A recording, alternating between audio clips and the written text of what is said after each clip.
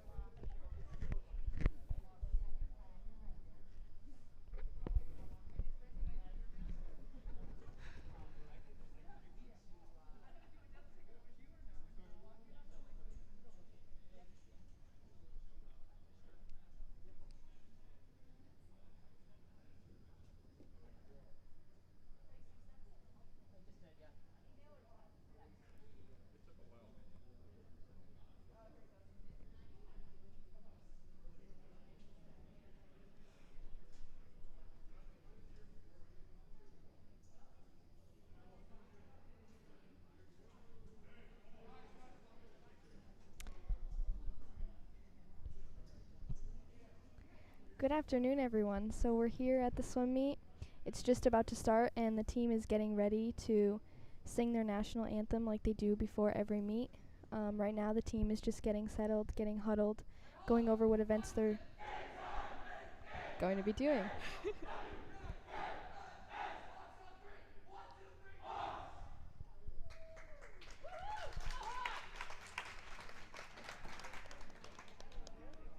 Hello, everyone, and thank you for joining us today for our virtual meet, Woodland High School versus Kennedy High School. We would ask you to all please rise for the singing of our national anthem.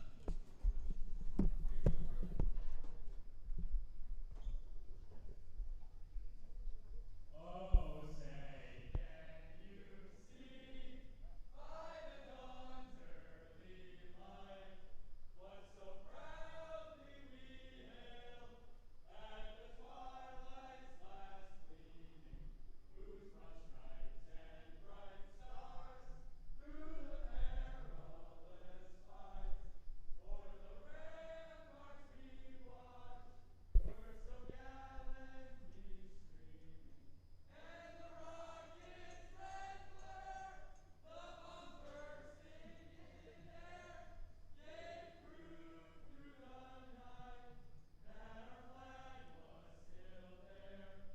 Oh, say does that star-spangled banner yet wave o'er the land of the free and the home of the brave?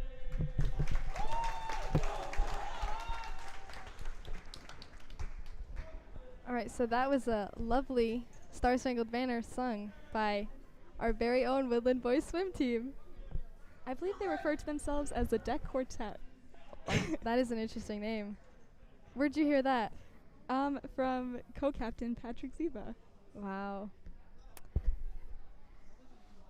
All right, so the first event, they're getting ready to swim the 200-yard medley relay. So in lane 1, there will be Cristiano, Iannone, Trumbulley, Tottenham. In lane 3, Sear, Scott, Sargent, and Sirowich. In lane 4, Burley, McDowell, Kennedy, and Morgan. And in lane 6, Gugliotti, Princik, Tershani, and Buffard.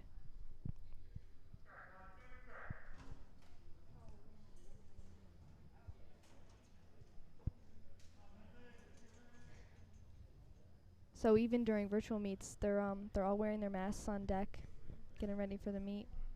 So I think they're gonna take them off right before they get into the pool. Hopefully.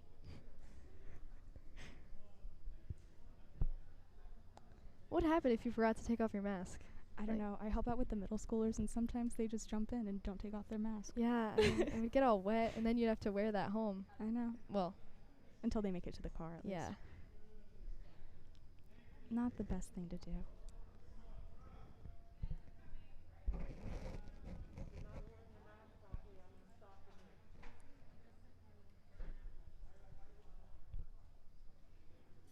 What?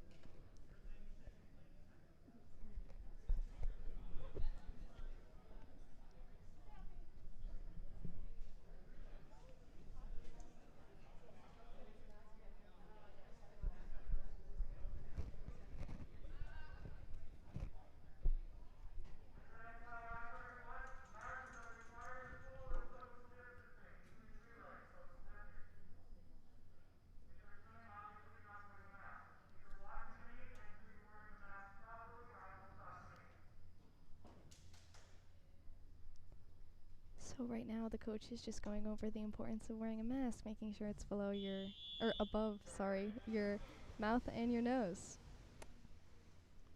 The boys just hopped in the water, getting ready to start out their first event,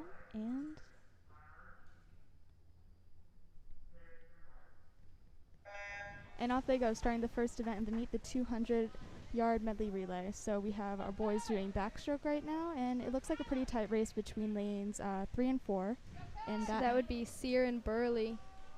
And it looks like, I'm sorry. It looks like Sear's just pulling ahead. And now we have the boys at the other end of the pool getting up on the block, getting ready to start. We see Cristiano taking a short right behind the 2. So we have lanes 3 and 6 in a pretty close lead. And you see at the other end the teammates just cheering each other on, you know, getting everybody hyped up. Even though it is a virtual meet, it's still important to have that same energy as you would as if there's another team here, because this is still a meet.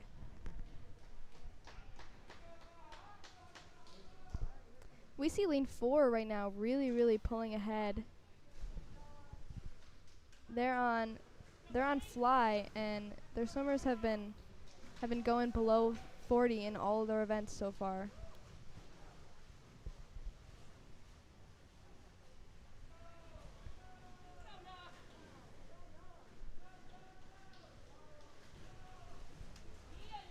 And as lane 4 finishes their butterfly, we have, lane 3, finishes their butterfly. We have their final swimmer, who is Kean Sirowich, going into the pool and making that 50 free.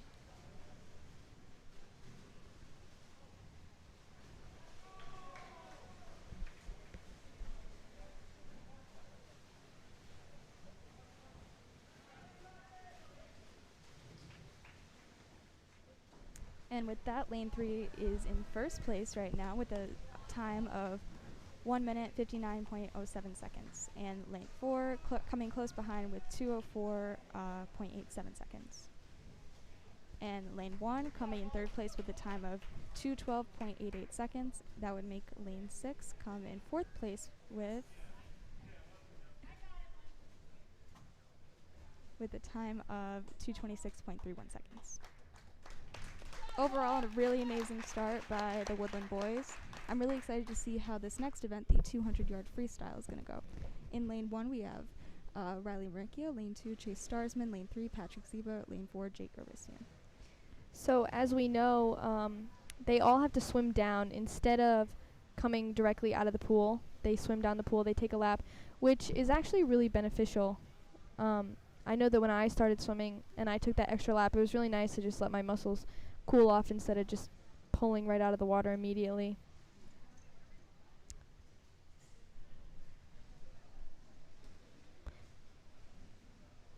Well, now it looks like they're doing another lap. Just again getting those muscles kind of cooled off because they did just race, so it's really important to keep your muscles in a Loose. Yeah, loose.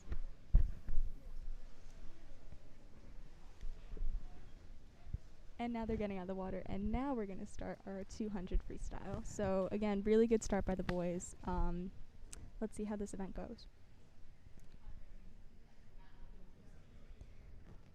The 200-yard freestyle actually is I think it's one of the hardest events to swim. I think it's harder than the 500.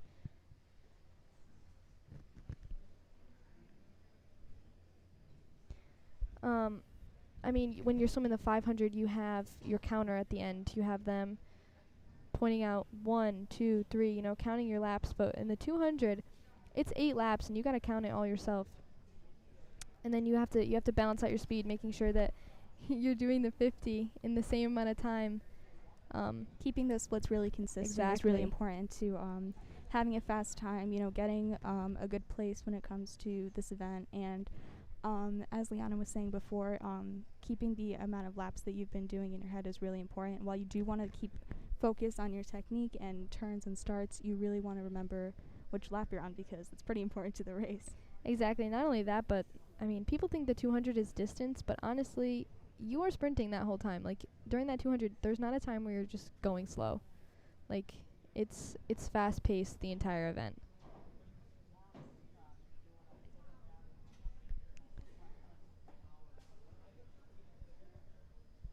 So we see Maricchio really warming up, moving their arms, getting ready. We see another swimmer taking a stretch. And again, just getting their muscles warmed up, getting ready for the race, keeping, you know, the focus on the water, not what's going on around them, and just mentally preparing for the 200 yards that they're about to swim.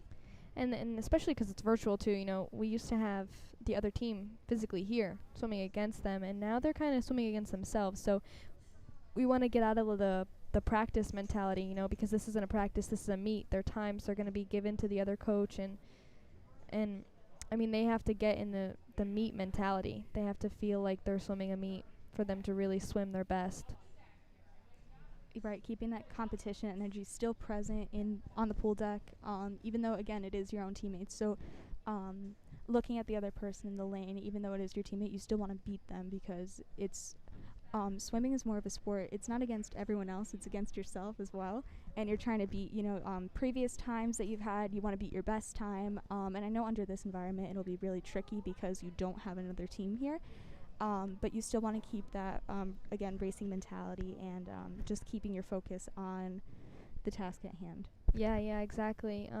I mean, swimming is very individual. You have your individual races, and each person is, I mean, really going against your own time every time. But at the same time, you know, you need a team. You need to have a whole bunch of people who can swim rather than, you know, because you can't just win off of 2 really great people. You know, you need to have the background. You need a team effort, and exactly, it's really important.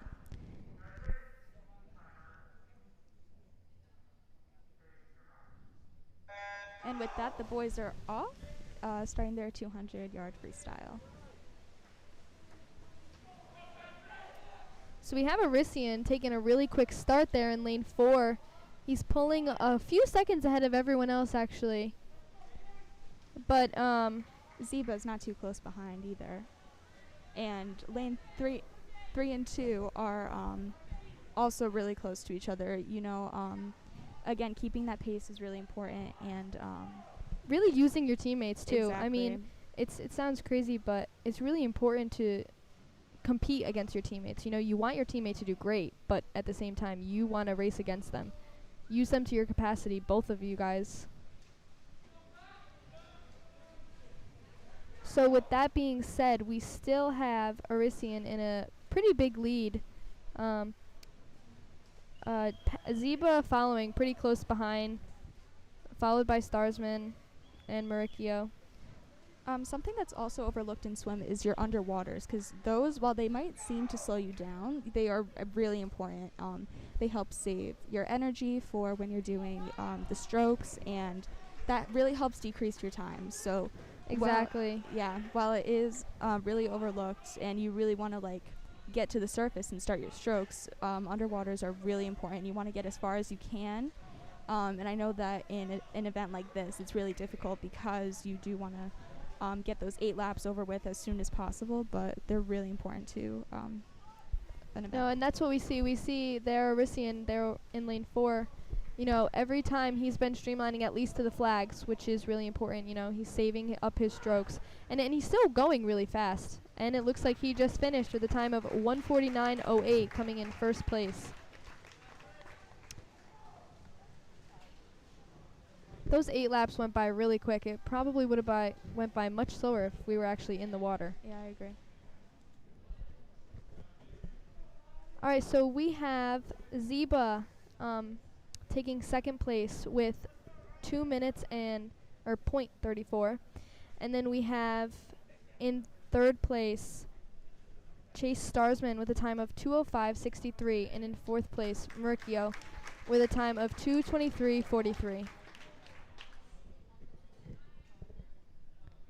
You know, so these virtual meets are great. It's really, I guess it's really fun that they get to have them and they get to be with their team, but at the same time, you really don't know what the other team is scoring or how fast they're going right now. So the nerves is even greater than it was before, because you could swim your best time and you know, you still don't know what that other team is swimming. So when you have the team there, it might be a little more motivational to go faster.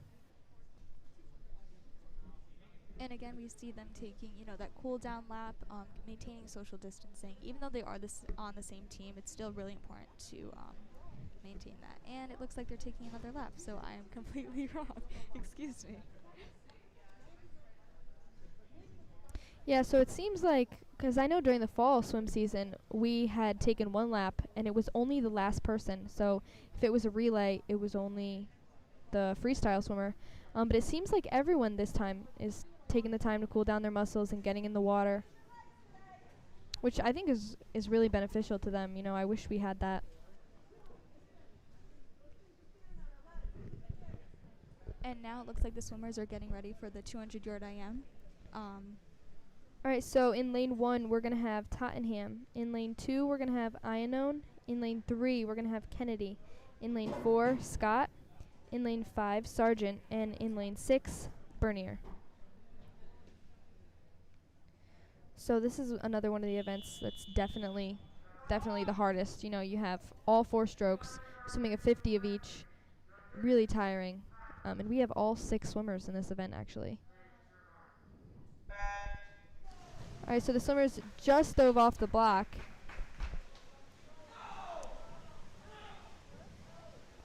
Noah Scott immediately taking the lead.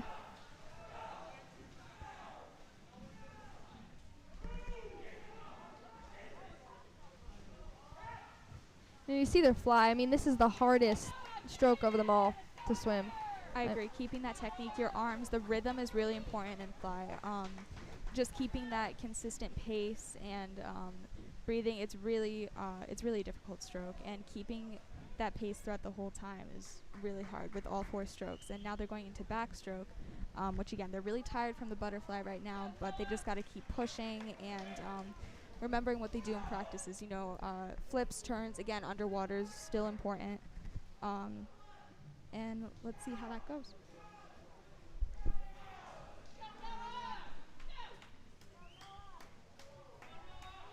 So we still see Scott pulling ahead. He's just about to finish his second 50 backstroke with with 38 seconds which is really great, especially after he just swam fly.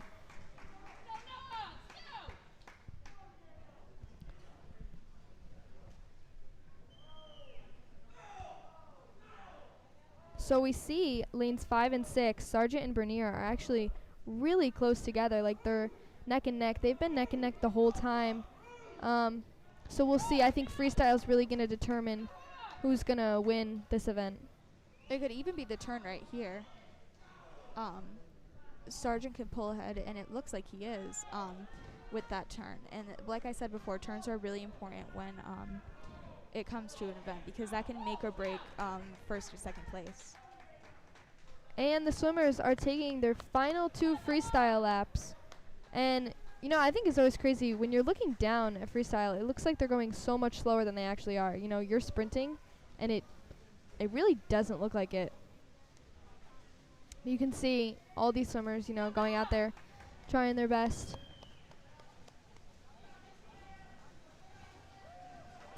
And they are almost done. A few seconds to go. And it looks like Kennedy is catching up to Scott right there, right at the end. And again, a 0.1 second difference between the two. Again, the turns and keeping that 0.01. Nope, it was 0.1. So, you know, my math just not good today, I guess. But yeah, so in lane 3, we have Kennedy taking first place, and following so close behind was Scott with second.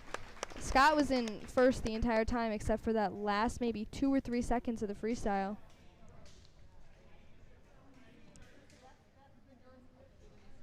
So in third place, we had Tottenham. In fourth place, we had Sargent. And in fifth place, we had Bernier. Really great job from all the swimmers today. I mean, their times are still really great, especially for the virtual meets.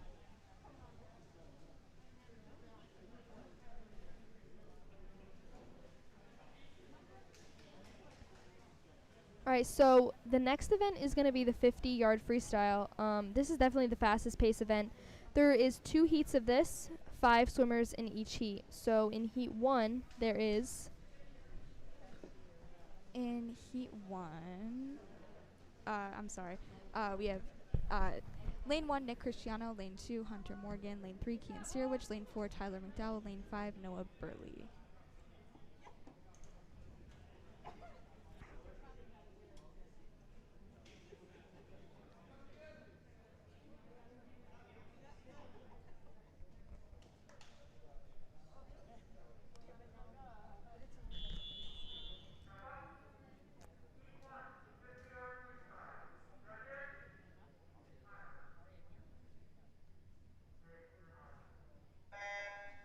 And the swimmers are off.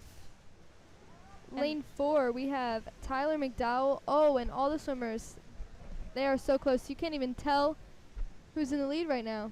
And with this event, the turn is super important, because that's really, because you can see lane 4, who is Tyler McDowell, is pulled ahead because of that turn. So even though it's a really quick event, you really want to focus on the technique, and again, the turns are really important in this one.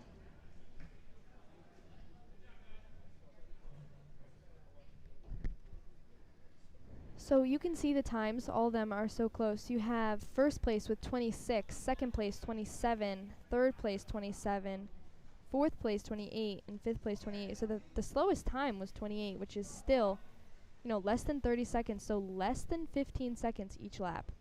Ridiculously fast.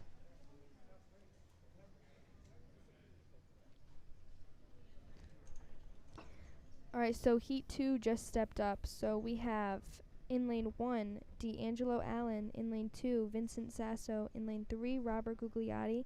Lane 4, Nate Buffard. In lane 5, Andrew Princik.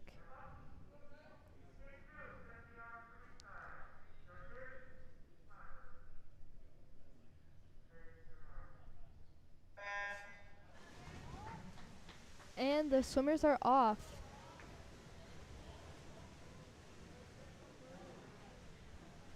So we see again lane 4 coming up with a pretty decent lead, but they did not turn.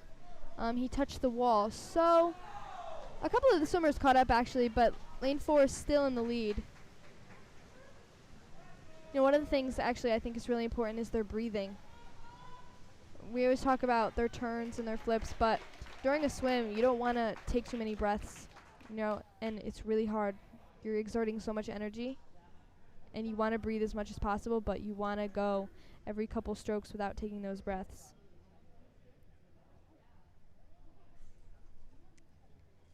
All right, so first place we had Buffard. In second place, we had Gugliotti. In third place, we had a tie actually, 31-79. And that's really hard to get in swim. Between Princik and Gugliotti, that is incredibly hard to get because you're going down to the 100th of a second. So your hands touched the wall at the exact same time. I think that's only happened to me twice. I don't think that's ever happened to me. Yeah, it happened to me once in 8th grade, what was it, state championship. And then again at NVLs last year.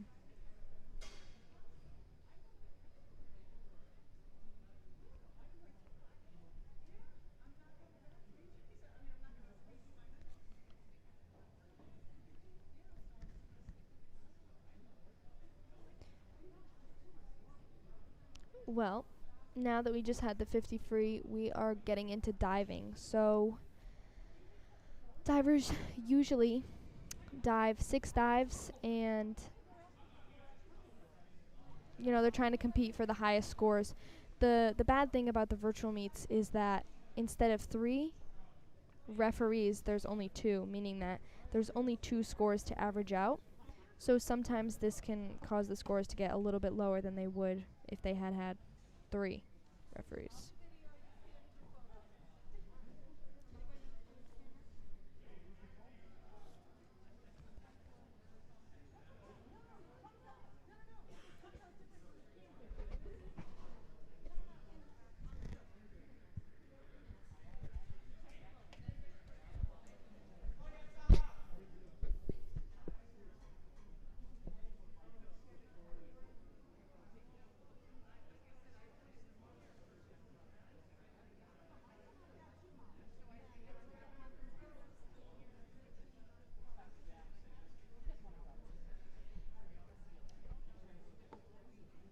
So right now you see the divers just moving the lane line, which is really important because when you're swimming you have an extra lane there, but right now there's only going to be 5 lanes, so that when they're diving obviously they're not going to hit their foot on it.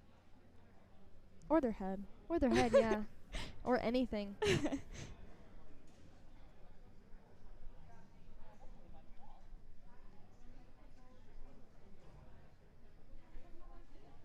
Honestly, as a swimmer, I think diving is my favorite part of the meet because this is the longest break we get between events, unless you have less events during your meet. So you get like 20 minutes, including that like 10-ish minute break between diving the 100 fly. And I really like this part because I just get to sit, chill out, cheer on my teammates who are diving. I really like this part of the meet. I mean, usually this is one of the, like you said, it's one of the most relaxed, but at the same time too, like the divers finally get to show what they've been practicing the whole season for too, because some of the divers are also swimmers, but some of them are not, you know. So this, compared to us, we get 30 seconds, a minute, 2 minutes even in the water, and these divers, they get 5 seconds maybe per dive to really show what they have. So I think it's a really important time for them too, because they're a big part of winning a championship. You know, sometimes you only win that championship because of your 2, 3, 4 divers, you know, so they can really make or break a winning team. Exactly.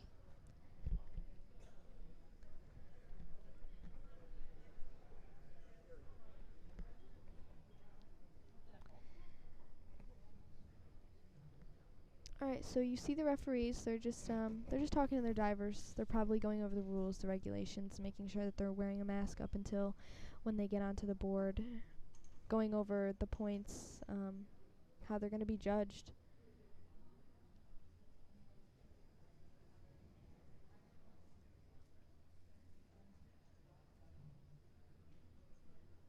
One of the things I know that the girls team does is after each person is announced, they do a little team clap. Does the boys team do that? No, I was here last time. I was expecting them to do it. I was just waiting for them to clap, and then it never came. So maybe we should talk to the swimmers. You know, getting a little power clap going there, cheering their divers on. I think that's one of the best things, because you know sometimes we'll be sitting there talking during diving, and then it's the power clap. You know, everyone does it all at once, and then in that moment we're in that zone. You know. Yeah, but it's really awkward when you Clap at the wrong time. Yeah. Or when you yeah. I have clapped, and so have you actually, quite a few times. I get distracted.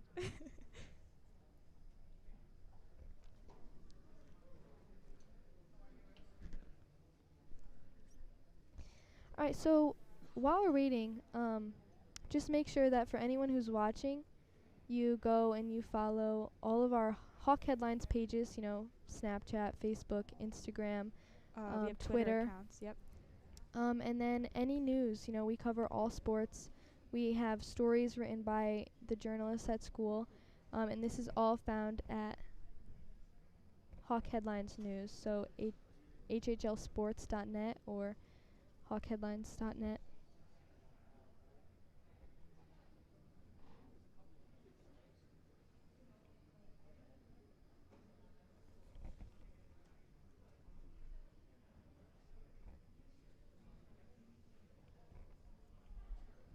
It is really hot in here today. I mean, I know the pool's always hot, but yeah, so if you are looking on Snapchat, actually, you just type in Hawk Headlines, no underscore, no dash, and it should come up. You can actually just add them, and they won't add you back, but you can now see their stories. So the link is usually up there. You can click the link to watch the stories that we're showing. Same thing with our Instagram. It's usually in their bio, and they'll post on the Instagram story and just say, like, go check out whatever game is going on, and you can go straight to the bio and find whatever game. And then you have our Twitter accounts, which update you on any sports and news that are happening. And same sort of thing with Facebook. Facebook and Instagram they work together really closely and post similar things, but not the same. So go check them out too. Mia actually created a new Visco. So for anyone who's watching, or who has a Visco, you know, I know it's mostly parents, grandparents watching this, but if there are any teenagers who have Visco, Hawk Headlines does now have a Visco, so go add, go repost, follow. So right now the divers are actually just taking a few practice dives, you know, to get warmed up. They haven't gotten warmed up since the beginning, so they need a little bit of practice.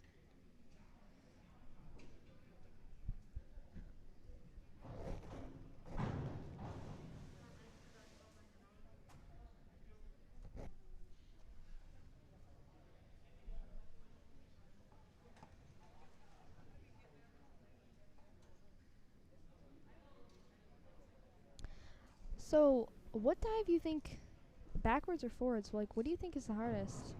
I would say backwards, because you can't see anything that's going on in front of you. Like, the only focus that you have is looking at the wall and, like, thinking about the dive. I'd say that's pretty difficult. I'm not saying that front dives aren't difficult, but I couldn't do that. Yeah, no, honestly I couldn't either, but I don't know. I think back dives, while you can't see, I feel like to do them is not easier, but like with less hesitation. You know, because when you're going off the back, you're kind of just like, I can't see, I'm just gonna do it. When you're going off the front, like, you know exactly what you're doing, and you're diving straight for the water, you know. So I don't know. I think maybe they're both equally hard. I'm not a diver, so Yeah, neither am I. I mean, you notice though, if the divers are swimmers, the divers always have the greatest starts off the block because of all their practice with diving.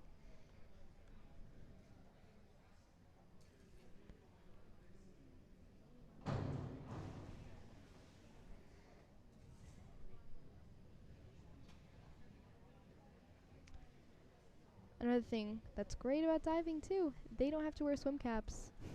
They could just dive right in the water, get their hair wet, you know, which actually may not be good for their hair. All this chlorine every day. I mean, I know it's not good for my hair, but we do it because we love swim.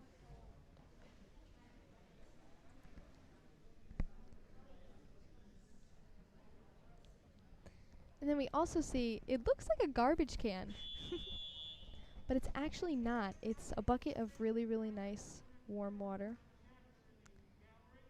So for the remainder of diving, we're going to kind of be whispering so that we're not interrupting the divers or any of the referees talking. So hopefully you guys can hear us.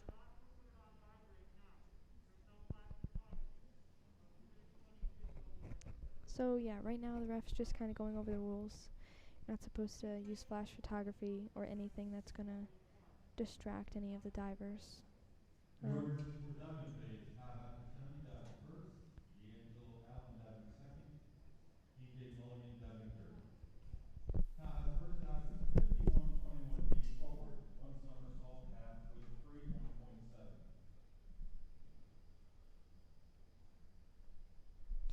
Yeah, so in case you can hear that, Taha is diving first. A difficulty rating of 1.7.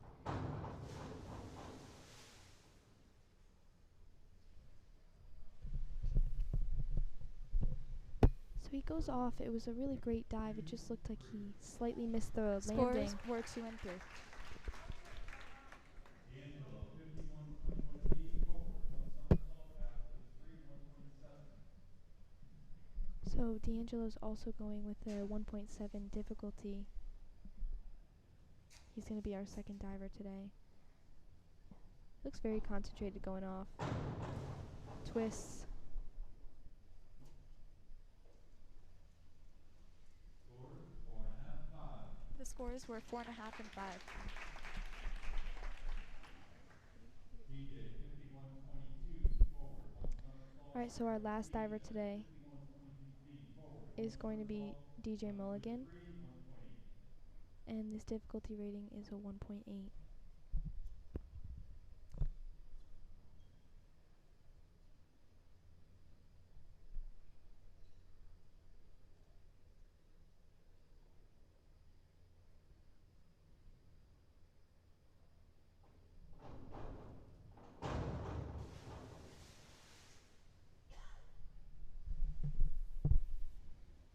Scores 7, 7. Judges' scores were 7 and 7. So right there you could see that was actually a really great dive. Sevens are a really good score, especially to get from both referees. Alright, so we have Taha's second dive, which was a difficulty rating of 2.3. Scores 3.5,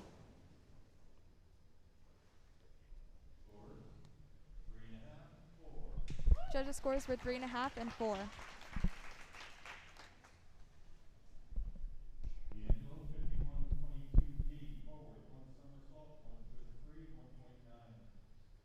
Alright, so we have D'Angelo coming up, doing his second dive, difficulty rating of 1.9.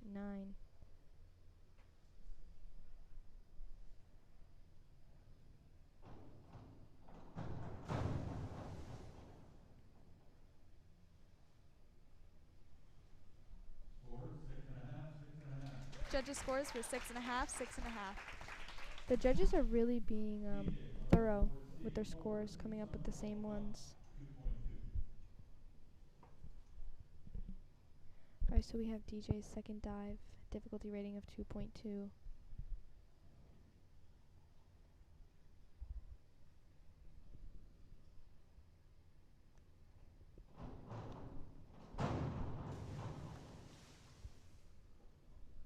That actually looked really cool. Scores 7.5, 7.5. His scores were 7.5 and 7.5. Taha 103C forward, 1.5 somersault tuck, 1.6. The divers are now on their third dive.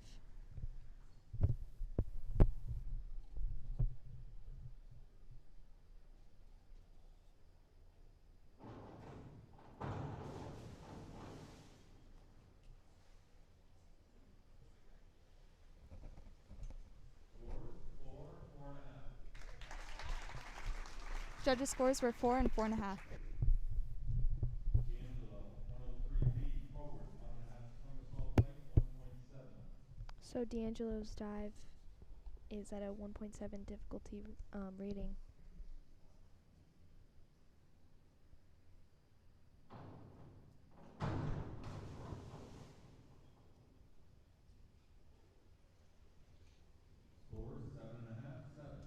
Scores, 7.5, 7. Scores were 7.5 and 7. DJ, 105C, forward, 2.5 somersault top, 2.4. So DJ's third dive was a 2.4 difficulty. So when the divers adjust that sliding bar thing, it's just adjusting the amount that the bar bounces, so either bounces more or less.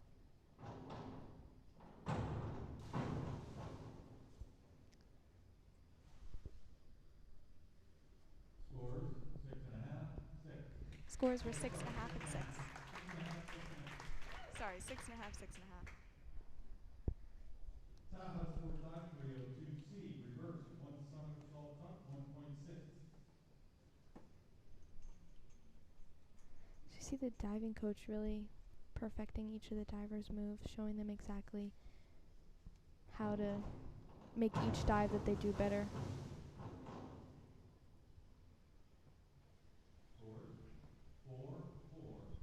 Scores, 4, 4. Scores were 4 and 4.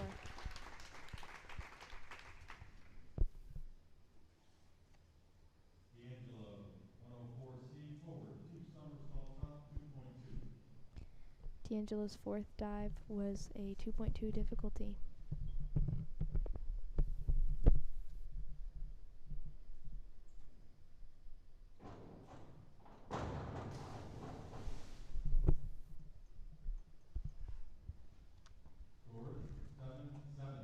Scores, 7, 7. Scores were 7 and 7. That was a really great dive from Taha. DJ, 303C, reverse, 1.5 D'Angelo. somersault top, 2.1. I'm sorry, I messed up on the name. I meant D'Angelo Allen.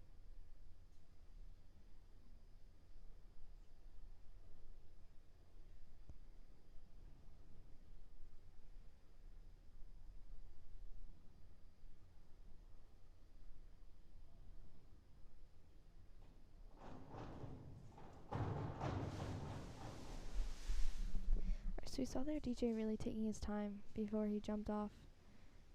And I think this is especially due, 3.5, 4. Scores were 3.5 and 4.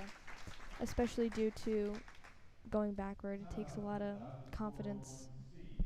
401C, inward dive top, 1.4. Taha's next dive is a 1.4 difficulty.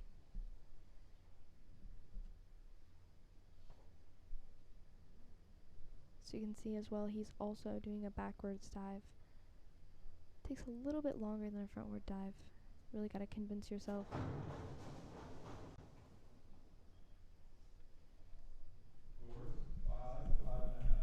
Scores, 5, 5.5. Scores were 5 and 5.5. D'Angelo, 201A, back dive straight, 1.7.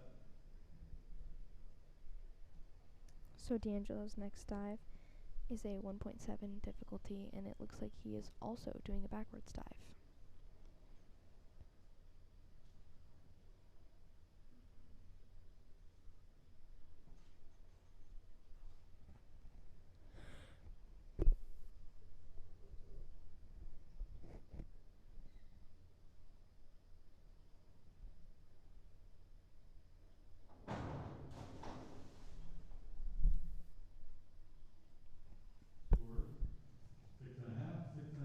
Scores, 6.5, 6.5. Scores were 6.5, 6.5.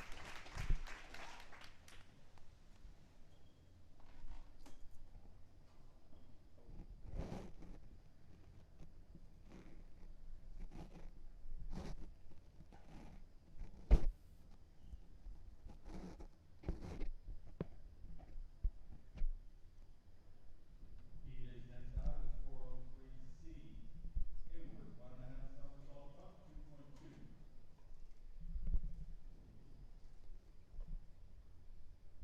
Alright, so DJ's next dive is 2.2, and he's going backwards again.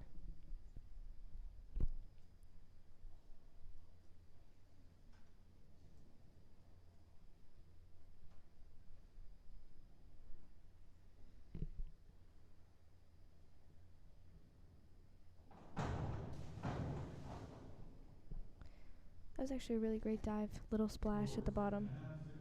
Scores were 6.5, 6.5.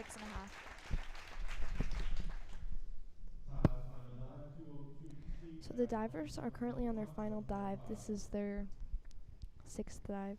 So Taha will be taking his final dive,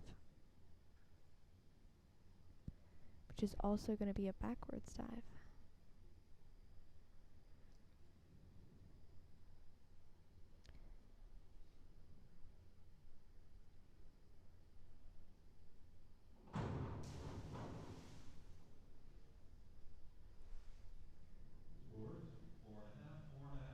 Scores were 4.5, 4.5. So D'Angelo will be taking his final dive.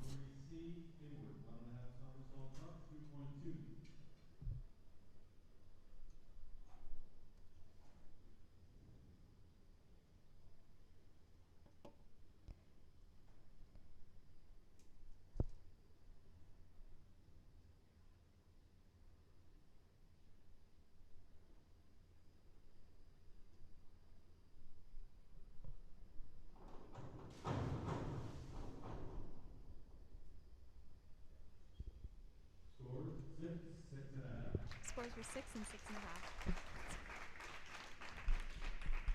DJ's final dive is 203C, back, 1.5 somersaults up, 2.0.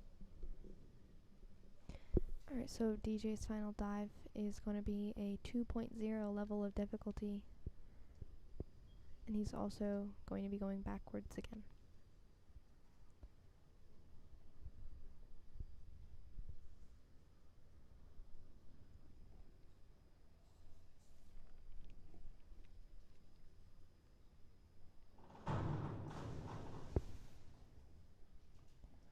Really great landing there. Little splash again, which is really important. Scores were 5.5, 5.5. And that concludes the diving for today. Really great job to the boys. Really great job, all of them. I give them all credit. Diving is really difficult. It's definitely one of the most difficult things in swimming. Like flipping on a trampoline or flipping on even grass is so much different than flipping off of a board. You know, we go up there for swim sometimes just to go off for fun, and it is hard to just jump, to keep your balance while regularly jumping, so I give them all credit for it. As I'm sure most of you guys know, currently right now they're just taking their laps, so anyone who wants to get in and get warmed up after sitting down for like 10-15 minutes after diving can warm up, swim whatever strokes they want. The pool's open to everyone. They get about usually between 5 and 10 minutes just to warm up.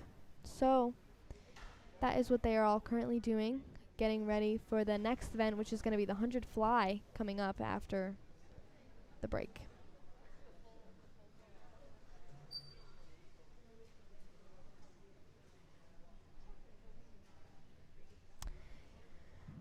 Getting masks on for the boys is actually easier when they're not wearing caps. I remember the girls' swim team, we were all wearing caps, so to get the mask around our ears would be so difficult, because I know, for me anyway, when I'm swimming, I cover my ears with my cap.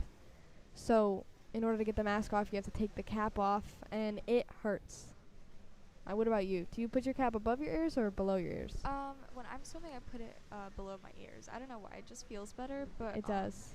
I noticed that throughout our season in the fall, a lot of girls were putting the mask on the goggles, so they would have their cap on, their goggles on the cap, and then they would put the part that's supposed to be on your ears through the part I of never the even goggles. noticed that. Yep. So I did that sometimes. That is rather actually really smart. than- I wish I like picked up on that. So I would do that rather than taking the cap on and off. Like, so like right before my event, I would put the cap on, put the goggles on, and then put the mask on. Otherwise, I would, have my cap off and have the mask on how you normally have it on around your ears. And that's just what I did. Yeah, no, maybe I will, if we're still wearing masks next year, which I am probably assuming we will, I'll definitely take that into consideration instead of removing my cap a whole bunch of times. So we actually see this year is the first year that Coach Brendan Heller is coaching. He's been helping the boys a lot. I've heard he's a really great coach, along with assistant coach Mike Magus. Our current coach, actually, he swam for Naugatuck, and he loved it all throughout high school. He ended up swimming in college as well in Rhode Island, which he likes to tell his students and swimmers a lot about. So he's definitely experienced, which is really great. And you have assistant coach Mike Magus, who has taught swimming for an extremely long time. He's also the head of diving scores. In first place, DJ Mulligan with a score of 235.73 points. We have D'Angelo Allen with a score of 208.65 points, coming in second place. And in third place, we have Taha Tershani with 108.15 points. So like I said again, amazing job from all the divers. All really, really amazing scores. Like I said, I mean, it might be easier for them if they had the other divers or their other team there. But under the circumstances that they're in, they've all been doing a really, really great job.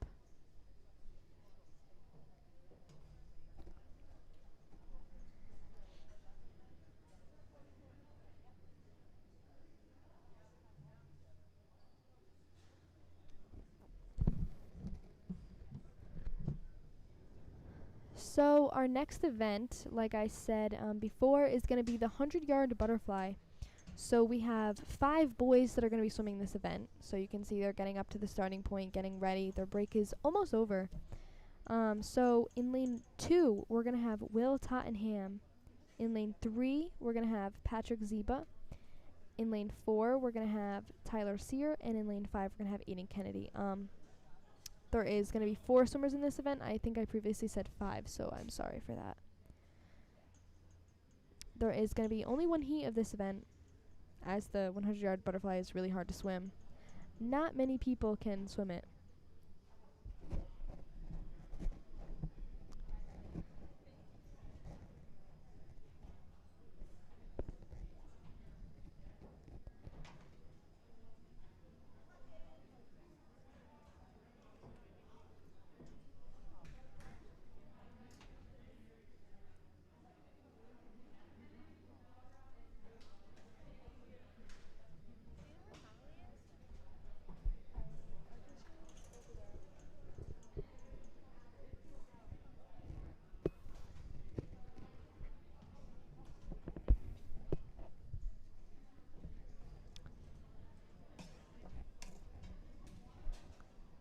I actually haven't swam the 100 free yet. I've swam the 50 quite a few times. The 100, you definitely have to have a lot of endurance, and it's really fast paced. You can't really take any breaks. You know, you have to do your turns perfectly, and just keep going, keep up with that stamina, or else you're not gonna win. So it's definitely one of the hardest events to swim.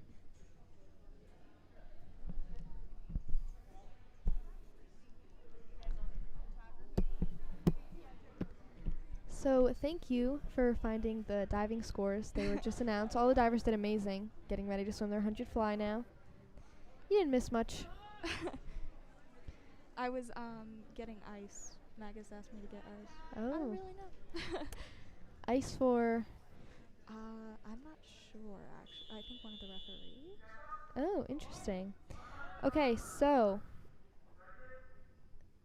they're getting ready, going down. And they are all off.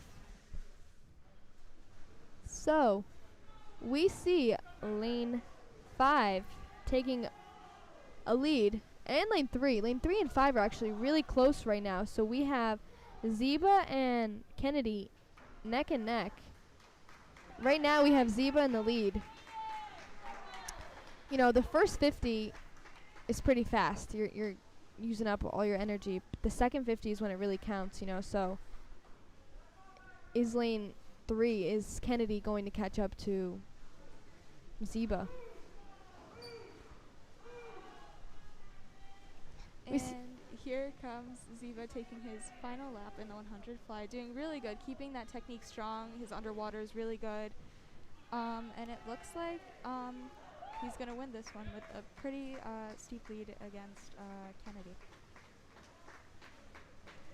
So in lane 2, we have Tottenham, and he's very close with lane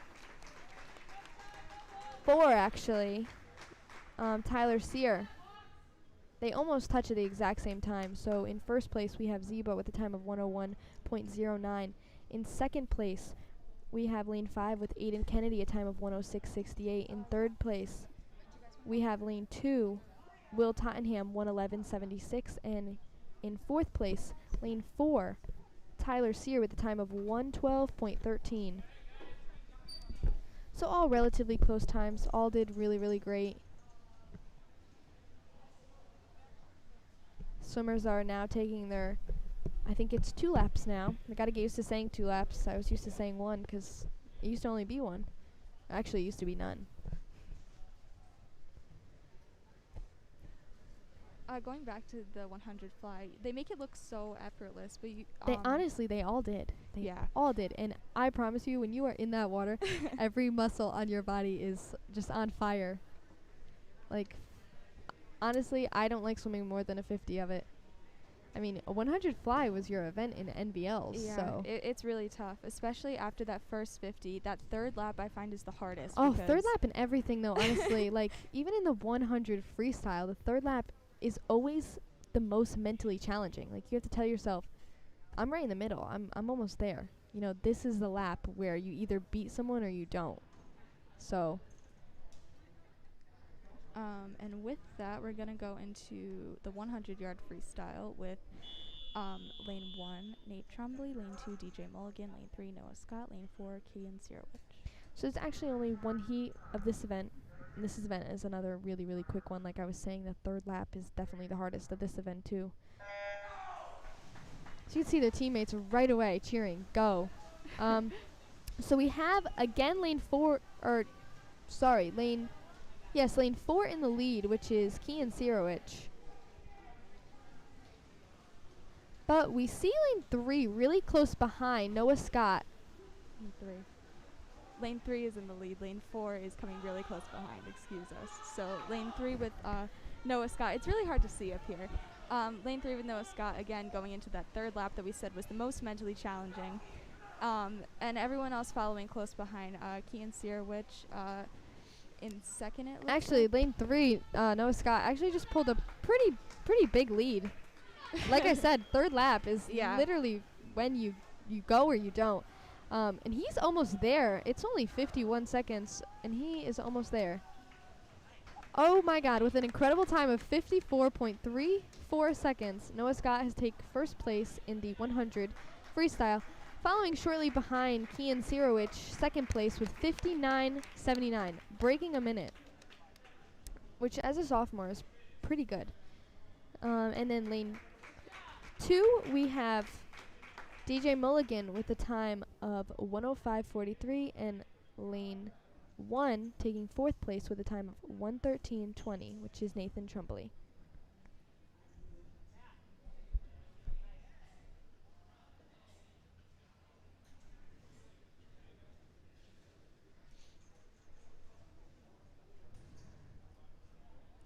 The next event is my favorite one most of the time.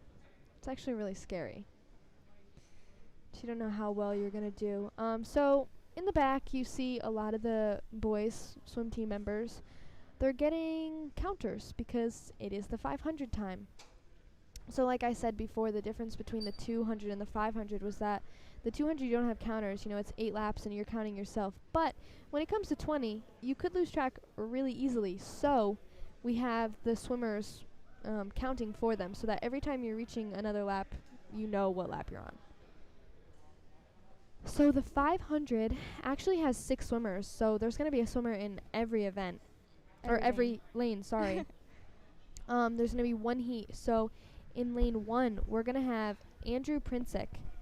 In lane 2, we're going to have Nick Cristiano. In lane 3, we're going to have Jake Arisian. In lane 4, we're going to have Hunter Bernier. In lane 5, we're going to have Noah Burley. And in lane 6, we're going to have Diego Sargent. And just so you know, because I don't think we ever mentioned this, when you're counting the lanes, it's 1 is closest and then 6 is the furthest away from you. So if you're looking for someone, just remember lane 1 is the closest to us, and then lane 6 is the farthest.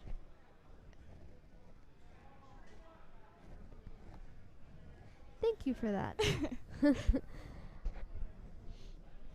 Yeah, I mean, I don't know. There's been times where people were watching my broadcast and they were like, "Oh shoot, I thought you were this one."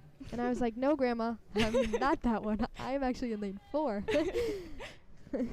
So, I mean, it's really confusing, especially when all the swimmers really look the same. They got caps on, same length hair.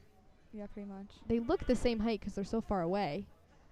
I mean, it's good you guys get to hear the people, hear which lane they're in. But just like Mia said, just making sure you remember that lane 1 is closest to us and 6 is farthest away. And not confusing lane 3 and 4, because I confuse them all the time.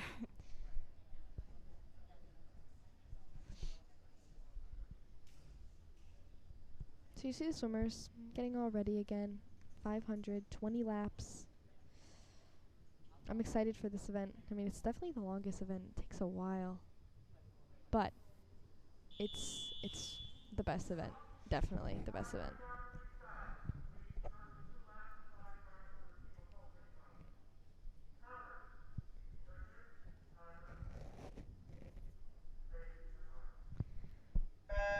So the swimmers have just went off in their 500. So the important thing is here, you don't want to go too fast right off the bat. You know, you don't want to make it a sprint. It's really as fast as you can go, but like keeping up that pace. So as fast as your endurance will allow you to go, really. So we already see lane 3 pulling pretty far ahead, and we see Jake Larisian. So his first one, he went at 26. You know, so the important thing is going to be keeping these same paces. Almost all the swimmers were in the 30s, 31, 31, 32, 31, 34. So really, it's about being able to keep that pace. You know, not getting more than 2 or 3 seconds above your pace every time, which is going to be interesting to see if lane 3 can keep that low or high 26 pace. I mean. All right, so we see 29 again. So not too far, only 3 seconds above the fastest. We just don't want to lose, you know, your endurance too close in the beginning. This one is definitely the most challenging, even though they do have the counters, so that part's easy. But again, keeping that endurance is really difficult, and just breathing enough, not too much, because that will definitely slow you down. And again, those underwaters are very important, and turns as well. While they are overlooked, and again, you do want to get to the surface and start your stroke because you feel faster that way. Remembering your underwater and your strokes, those are really, really, really important. I mean, another thing too is when you think about the 500, everyone thinks that's 20 laps, you have to go slow, or you have to go really fast, you know. So pacing yourself is probably the biggest issue when it comes to the 500. Should I go fast? Should I go slow? Because you really don't know. It's kind of like running, where like at the beginning, you got to test how far you should go your fastest, because you always do want to go your fastest at the beginning and the end, but how much energy do you really want to exert, you know? Because like I said, it is 20 laps, but at the same time, you'd be surprised how much you could push yourself in those 20 laps. And again, when you're first starting off, you're just getting off that 10-minute break from diving too. You only have 2 events between this and that break, so you have a really long time, so you're getting a lot of that energy back, and of course you'd want to use it, but again, thinking about that, keeping that pace, using your endurance, like that's really where the challenge is here. The boys are currently almost halfway. A lot of them are between their 7th lap and their 9th lap, so they're getting that halfway mark, and the time is currently 2 minutes and 52 seconds. So they're doing really good so far. But like I said, it's being able to maintain that speed. So lane 3, he's been maintaining between a 29 and a 30 this whole time, which is really, really great. You want to keep hitting relatively the same times. It's the hardest thing to do, but if you can do that, you can definitely win the event.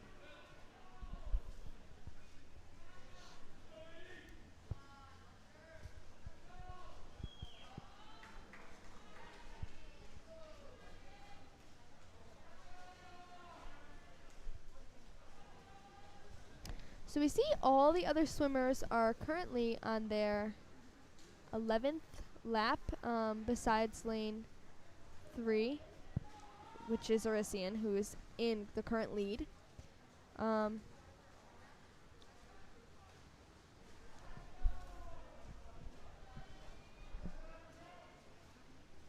So you'll also notice too, you're going like a medium to high speed the whole time, but you'll see once the swimmers hit usually lap 15 or lap 17, that's when you see the times really start to drop again, because you want to go fast those last 3. So really, I mean, I know when I swim, I don't save any energy between that 1 through 17. You just get this like rush of endurance at 17 because you know that you have 3 more laps to go. So really, you don't need to save anything. And so you just heard, or if you heard, the ref just let off like a bell or an alarm sounding noise. Yeah, the buzzer. That. And that just means that the current swimmer is on their last lap. So they're about to take their final laps, which is currently lane 3, Jake Orisian. And he's about to take first with 4 minutes and 57.99 seconds. And it looks like he just beat his own record in the 500 free.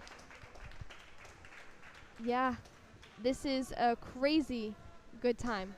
I mean, 4:57, that is less than a minute per 100. So, I mean, yeah. His current record was a 5 minute 4 second point 10, and this was actually last year that he broke this record. So he's gonna have his new time up probably shortly. And because you guys are all, you know, following up Hawk Headlines news, you will see this posted either on our Instagram, Facebook, probably both, and probably a quick update or something. So look for Jake Orisian's new score-breaking record on Hawk Headlines. All right, so we see also Hunter Bernier has finished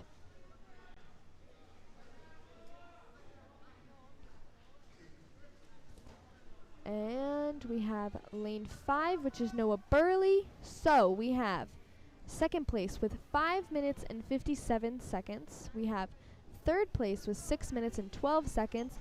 And we have fourth place with 6 minutes and 24 seconds. Fifth place, lane 6. So Sergeant Diego currently finished with 6:33.95. You know, and all these times are still really great. Every 100 you're doing is going to get a little bit fast, or going to get a little bit slower, except for the last 100, obviously. So the times that were put up here are all really, really good.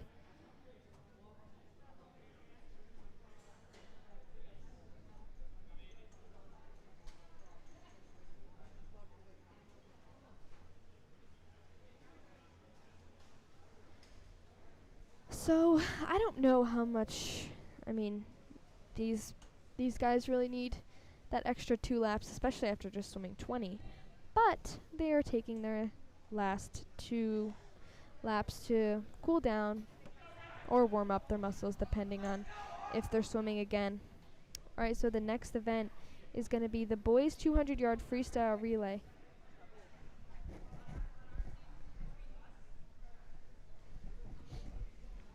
And we have, do you want to read them?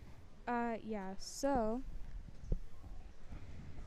again, remember lane 1 is the closest and lane 6 is the farthest away. So the 200 freestyle relay, the boys who are starting us off are in lane 1, Patrick Ziba. Lane 3 is going to be Riley Murchio. Lane 5, Vincent Sasso.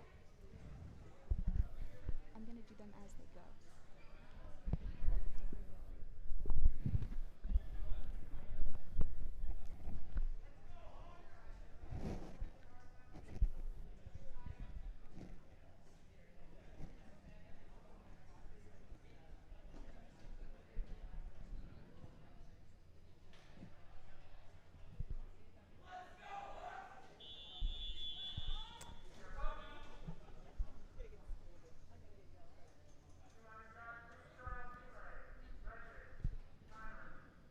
Alright, so the relay is about to begin in 3, go! There we go. So for this event, all the boys are just going to do a 50 sprint and, you know, again, working really hard on those turns, keeping that technique consistently throughout that short amount of time is really important. And it looks like lane 1 with Patrick Ziba is taking the lead with this one. Now in lane 1 we have, Tyler Sear. Lane 3, Chase Starsman. Lane 4, Nate Tremblay. You know, again, in this event, you really have to work as a team. Like I know we said this before.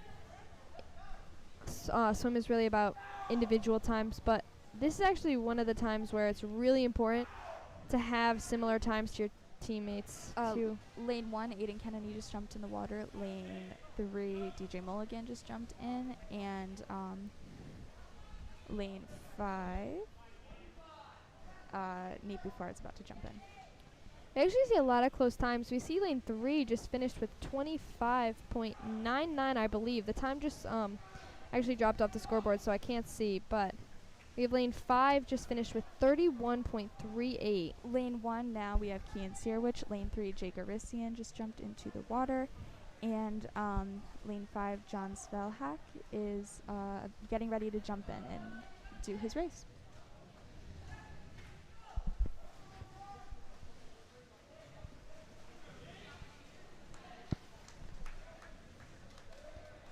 And with that, lane 1 takes first place with a time of 1 minute 41.64 seconds. Lane 3 takes second place with a time of 1 minute 44.21 seconds. And that will put lane 5 in third. Again, really great job by the boys.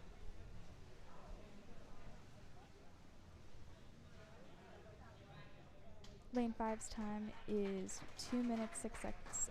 2 minutes and 6.10 seconds.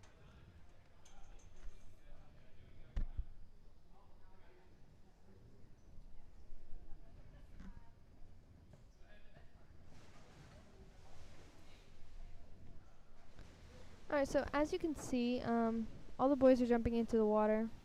Again, doing their 2 laps after the relay. The next swimmers, sorry, are actually going to be jumping in again because it is time for the 100 backstroke. Currently, in the 100 back, we actually have Jake Arissian this year who got 53.31 seconds in the 100 back. So I'm curious to see, is Jake swimming tonight in the 100 back? It looks like he is not. Looks like he's not. Okay, well, we might not see him break his own record in that event, especially because he's not swimming it. But we'll see. We'll see if we have any more events being broken tonight. Okay, so for the 100-yard backstroke, we have in lane 1, Brooke Iannone, lane 2, Hunter Morgan, lane 3, Tyler McDowell, lane 4, Vincent Sasso, and lane 5, Robert Gugliotti.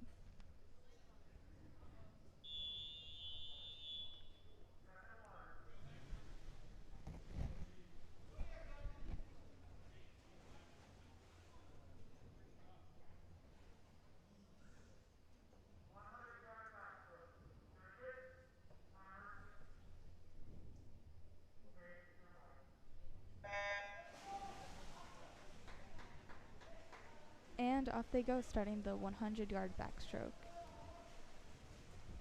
Looks like lane 3, who is Tyler McDowell, is taking a pretty strong lead.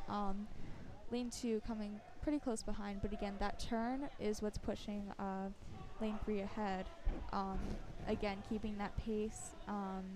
Turns are really important here, and they're about to start their 3rd lap, which again is the most mentally challenging, as we've been saying, in any event really, whether it's the 100 fly, 100 free, 100 back or breast. It's really difficult to tell yourself to push through because you are only halfway through the race. Alright, so we have a lot of really good splits. We have 37, 36, 46, and the other 2 just cut out, so I can't currently see them. But they were all in the 30s and 40s, which is really, really great. And here we have lane 3 with Tyler McDowell. He's almost done. His time is going to be a 1:08.72 or coming in first place. Following right behind him Lane 2, who is Hunter Morgan. with a time of 1:14.07. Lane 3 just finished with a time of Lane 1:20. Lane Sorry, 1. Lane 1 with third place, 1:20.89. That was Brooke Iano. Really great job, especially Lane 5 coming in 4th place with a time of 1:34.30, which is Robert Gugliotti. I give Brooke so much credit. This year, she's actually the only girl on the team. Still coming out here every day, though. That's awesome. She's actually a cross-country runner, which is one of the reasons why she has to join the boys' team, so that she can do cross-country in the fall. And lane 4, who had Vincent Sasso, had a time of 1 minute 51 seconds, .78. And I do believe that that time was messed up. Maybe he didn't touch the wall. If he didn't tap it hard enough or anything, I think it stopped and then started again. So that could be a little off. That always sucks when that happens, you know. I mean, that's happened to me before. I've tapped it 3-4 times, and it just didn't want to go. So that's always fun. But I'm sure they will figure out a relatively close time, because all the refs, they do start their timers on their watches and their timers on their necks. Around their necks, there's a timer, not a timer on their neck. Okay, and the boys are getting ready for the 100-yard breaststroke. So in lane 1, we have Nate Trombley. Lane 2, Riley Maricchio. Lane 3, Tyler Sear. Lane 4, Chase Starsman. Lane 5, Taha Tushani. And lane 6, John Spellhack. Breaststroke. This is... I always get a cramp in my calf every time I swim this, I swear. A great stroke, though. Yeah. People actually think it's really slow, and it is slow, but you're still using so much of your energy, you know, so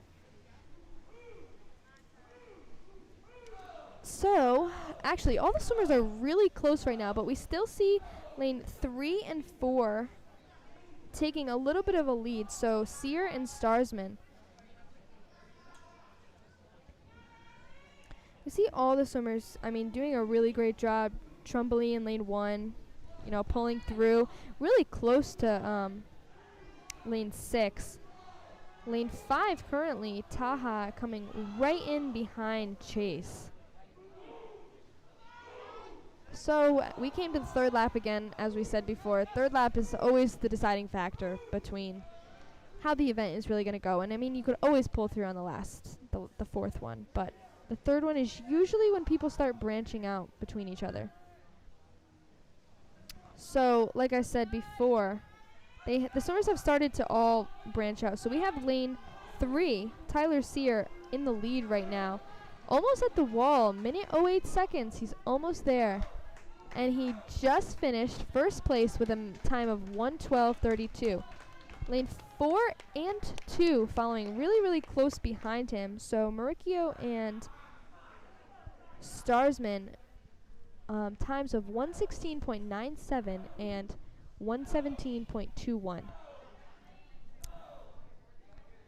Lane 1 and 6 came in very close with a time of 1:29.86 for lane 6, and then lane 1 a time of 1:29.96. All the swimmers have currently finished, so we have Trumbull taking 5th place with a time of 1:29.96.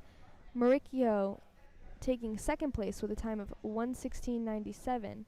Sear taking 1st place with 1:12.32. Starsman taking 3rd place with 1:17.21.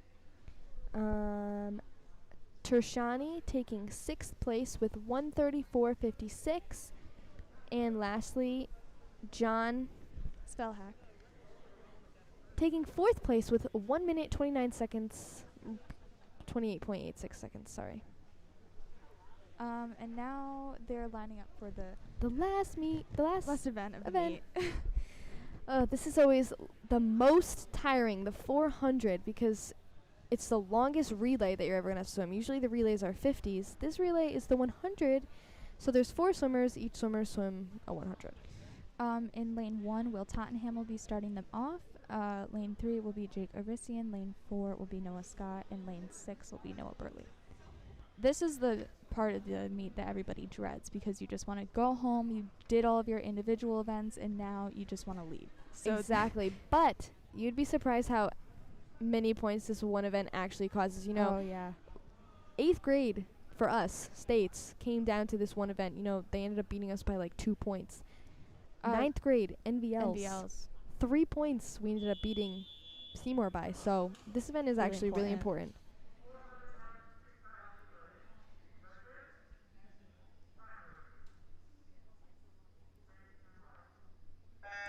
And they are off. Diving into the water. So we currently have 3 and 4 in the lead, which is Arisian and Scott. So I'm actually curious to see how these two are going to pan out because they're actually really relatively close in speed. And again, we have 3 other swimmers who have to get into the pool. So those 3 other swimmers could make or break who gets first or second between those 2. Exactly. I mean, you always have your leads and your cabooses. What do you call it? Anchors. Anchors. That's the word. You always have those going your fastest. Cabooses. I sound like a train now. Great. No, but you always have them as your fastest. So Lane 4 with Patrick Ziva just dove into the water. oh, and Lane 3 coming again, close behind with Hunter Tyler McDowell. Tyler McDowell just jumped in. Sorry. Lane 6, Nick Cristiano. Lane 1 is Andrew Princett.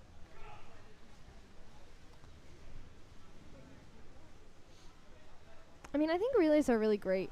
You get to share an experience with your team. You know, you get to push each other. We actually see, I think that's Jake Arisian, right? Sitting on the ground. I hope that he's okay. It looks like he has a calf cramp. Those are the worst things that you could possibly get. I remember, Mia, you actually had to pull me out of the water, didn't you, once? Like, literally drag me out of the water. They hurt. And then after that, you know, Coach Magus, he told me every day, before practice, you have to get your potassium. Eat a banana. So, I eat a banana before practice. Lane 4, Diego Sargent just jumped into the water. He just walked into the pool. Lane 3, Hunter Morgan is getting ready, and he's off. Lane 6 with Brooke Ionon is just jumping in now. Just jumped in. Amazing dive. And she is speeding. Lane 1 with Vincent Sasso just jumped in. Vincent, I think he's actually a freshman this year. Yes, he Yeah. is.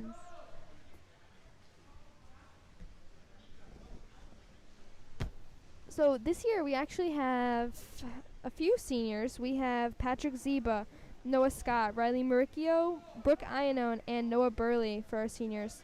We have a lot of 11th graders. We have D'Angelo Allen, Jake Arisian, Tyler Sear, Aiden Kennedy, Tyler McDowell, Hunter Morgan, DJ Mulligan. Lane 4 just put their final swimmer in the water. That would be their anchor, who is Chase Starsman. Not their caboose, their anchor. So, yeah, like I was saying, we have Diego Sargent, 11th grade, Will Tottenham. Lane 3, Riley Maricchio, who is their anchor, just jumped in the water. See, they are almost done. The event is getting real right now. This is the last swimmer. All the swimmers are definitely tired. They're getting ready to just go home. Lane 6, Hunter Morgan. Hunter Bernier just jumped in the water. I'm sorry. And lane 1 with Robert Gugliotti is just jumped in the water. So, yeah, the team definitely has the most juniors this year, so they'll have a lot of seniors next year. Mm-hmm. We have Nate Trumbulley, Kian Sirowich, Nick Cristiano, and Nate Buffard all in their sophomore year currently. So a lot of sophomore swimmers as well. Not as many freshmen. We have Robert Gugliotti, Andrew Princett, Chase Starsman. So only 3 this year. All right, so we saw lane 4 take the win with 3 minutes and 50 or 3 minutes 50.44 seconds. Our swimmers are still and we just got second with 4:14.42. So in the winners actually in lane 4 are Lane 4 was Noah Scott, Patrick Ziba, Diego Sargent, and Chase Starsman. really, really great times. I mean, lane 2 was relatively close. We have lane 1 coming in right now, and they just finished 4th place with a time of 4 minutes 42.13 seconds. So really great times from all the swimmers. I mean, all the swimmers did phenomenal today. They actually have an in-person meet coming up Friday, I believe.